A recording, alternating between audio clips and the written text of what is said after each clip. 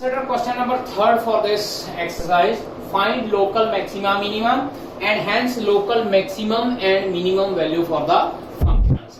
Local maxima minima भी find out करना, local maximum minimum value भी फाइंड आउट करनी है. फंक्शन है हमारे पास f(x) = x², f'(x) हमारे पास आता है 2x, first derivative find out किया. और local maximum minimum find out करने के लिए फंक्शन को 0 के इक्वल पुट करके क्रिटिकल पॉइंट फाइंड आउट करना है. और यहाँ पे हमारे पास क्रिटिकल पॉइंट आता है x = 0. अब उसके बाद हम लोग क्या है सेकंड डेरिवेटिव फाइंड आउट करते हैं, वो हमारे पास आ जाता है 2.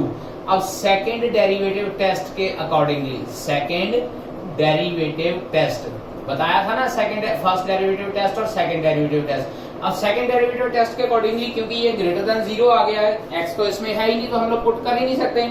अब ग्रेटर देन 0 आ गया तो इसका मतलब x = 0 is point of local minima. Point of local minima ये आ गया हमारे पास. अब हम लोगों ने local minimum value find out करनी है, और जब मिनिमम या मैक्सिमम वैल्यू फाइंड आउट करनी है तो गिवन फंक्शन में हम लोग उस पॉइंट को पुट कर देते हैं. अब x की वैल्यू 0 आ गई तो गिवन फंक्शन में हम लोग x की वैल्यू 0 पुट करते हैं. Therefore f of 0 = 0 which will be local minimum value for this function. Second part की बात करें, x³ - 3x डेरिवेटिव निकालते हैं 3x² - 3 और क्रिटिकल पॉइंट फाइंड आउट करने के लिए g' को 0 के इक्वल पुट करते हैं. x की दो वैल्यू आती हैं +-1. अब उसके बाद फिर से सेकेंड डेरिवेटिव टेस्ट लगाते हैं, सेकेंड डेरिवेटिव टेस्ट. तो उसके लिए सेकेंड डेरिवेटिव फाइंड आउट करना पड़ेगा. सो g' क्या हो जाएगा 6x. अब x की वैल्यू पहले +1 पुट की, उसके बाद x की वैल्यू -1 पुट की इसमें सेकेंड डेरिवेटिव में. एक से हमारे पास आंसर आता है 6, एक से हमारे पास आंसर आता है -6. और सेकंड डेरिवेटिव टेस्ट कहता है कि अगर आपकी वैल्यू ग्रेटर देन 0 है तो पॉइंट ऑफ लोकल मिनिमम, लेकिन अगर आपकी वैल्यू लेस देन 0 है तो पॉइंट ऑफ लोकल मैक्सिमा. अब लोकल मैक्सिमा और लोकल मिनिमा आ गया है. Now we need to find out local maximum and minimum value. और मैक्सिमम और मिनिमम वैल्यू फाइंड आउट करने के लिए हम लोग क्या करते हैं, फंक्शन में ये वैल्यूज पुट करते हैं. अब 1 पुट किया, इसमें हमारे पास 1 - 3 = -2 आता है, और -1 पुट किया तो -1 का होल क्यूब -3 × -1 विल बिकम +2. अब चेक कर लीजिए, -2 से यहाँ पे 1 पुट करने से हमारे पास मिनिमम वैल्यू आई है, और -1 पुट करने से हमारे पास मैक्सिमम वैल्यू आई है. And that is the second derivative test for this function. Part of this question is f(x) = sin x - cos x and x belonging to 0 to 2π. We need to find out local maximum minima and local maximum and minimum value. f'(x) find out करते हैं, sin x का derivative cos x का derivative -sin x और वो plus का हो जाएगा. अब f'(x) को 0 पुट करते हैं, यहाँ से cos x = -sin x, cos x इसके नीचे चला जाएगा. सो tangent x will be equals to -1. अब tangent x -1 0 to 2π second quadrant में लाई करता है और चौथे क्वाड्रेंट में लाई करता है. और सेकंड क्वाड्रेंट में π - π/4, चौथे क्वाड्रेंट में 2π - π/4. So ultimately 3π/4 and 7π/4 will be the two values of x for this function. इसके बाद हम लोग क्या करते हैं, सेकंड डेरिवेटिव टेस्ट लगाने के लिए सेकंड डेरिवेटिव फाइंड आउट करते हैं. cos x का derivative -sin x, sin x का डेरिवेटिव cos x. अब हम लोगों ने मैक्सिमा और मिनिमा फाइंड आउट करना है, तो दो वैल्यूज आई हैं x की, वो दोनों वैल्यूज सेकंड डेरिवेटिव में पुट करते हैं. 3π/4 minus of sin 3π/4 plus cos 3π/4. अब क्योंकि 3π/4 सेकंड क्वाड्रेंट है, उसमें साइन पॉजिटिव होता है, और बाहर वाले माइनस साइन की वजह से ये माइनस ही रह जाएगा.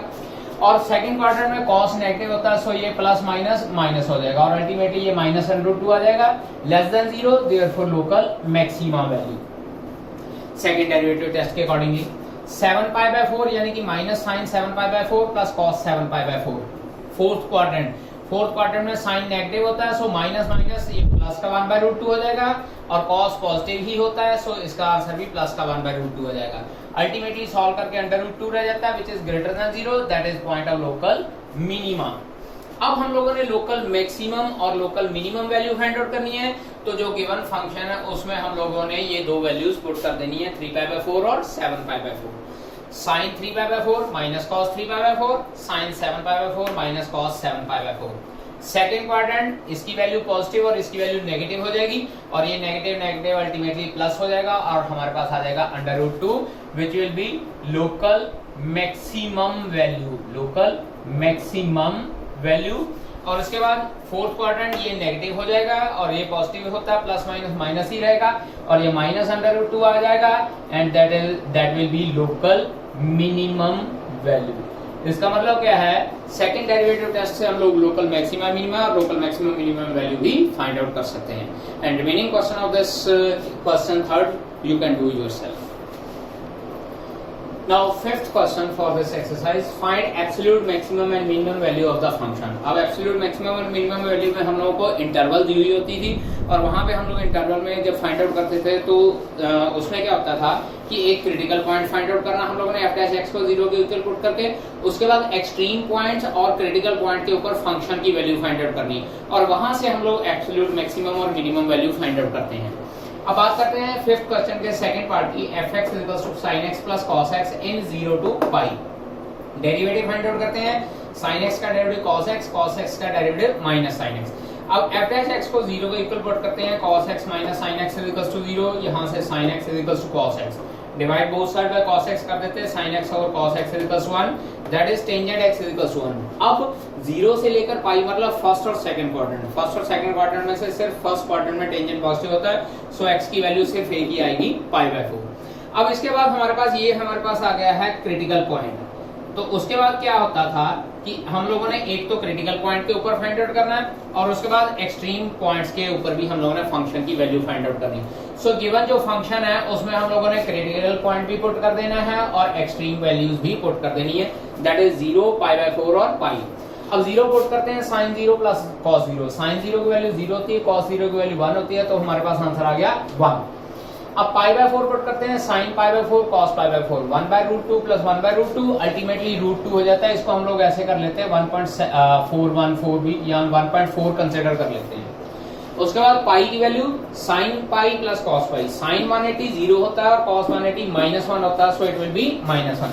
अब चेक कीजिए, इसमें से ये वैल्यू हमारे पास मैक्सिमम आई है और माइनस वैल्यू जो है हमारे पास मिनिमम आई है, ठीक है। तो we can say that absolute maximum value is equals to √2 and absolute minimum value is equals to -1 और ये लाई करती है at x is equals to π/4 and ये लाई करती है at x is equals to 5। It means absolute maximum minimum value find out करने के लिए डेरिवेटिव फाइंड आउट कीजिए, उसके बाद इक्वल टू 0 पुट करके क्रिटिकल पॉइंट फाइंड आउट करना है और उसके बाद फिर वो क्रिटिकल पॉइंट और एक्सट्रीम पॉइंट्स के ऊपर फंक्शन की वैल्यू फाइंड आउट करके we can find out the value of absolute maximum और absolute minimum. Now third part of this question, fx is equals to 4x minus 1/2 x square in x belonging to -2 to 9/2। Again f dash x find out करते हैं, 4x का derivative 4 minus 1/2 x square का derivative ultimately हमारे पास -x रह जाता है।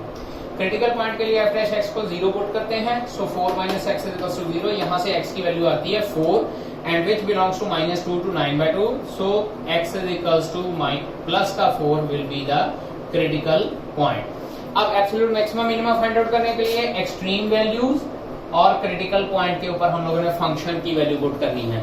f of -2 put करते हैं, तो 4 into -2 -1/2 -2 का whole square, -8 -2 is equals to -10।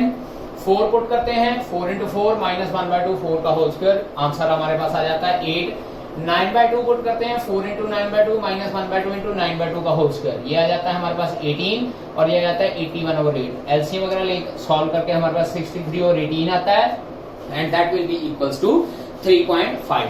अब देखिए यहाँ पे ये हमारे पास मिनिमम वैल्यू आ रही है और ये हमारे पास मैक्सिमम वैल्यू आ रही है, तो हम लोग ये कह सकते हैं therefore absolute minimum value is equals to -10 at x is equals to -2 and absolute maximum value is equals to 8 at x is equals to 4। तो यहाँ पे मतलब क्या है कि एब्सोल्यूट मैक्सिमम मिनिमम वैल्यू, फिर से वही बात, क्रिटिकल पॉइंट फाइंड आउट कीजिए और एक्सट्रीम पॉइंट और क्रिटिकल पॉइंट पे फंक्शन की वैल्यू फाइंड आउट कर लेते हैं और वहां से हम लोग मैक्सिमम और मिनिमम वैल्यू फाइंड आउट कर सकते हैं और अब बता सकते हैं कि कौन से पॉइंट पे मैक्सिमम और मिनिमम वैल्यू लाई करती है।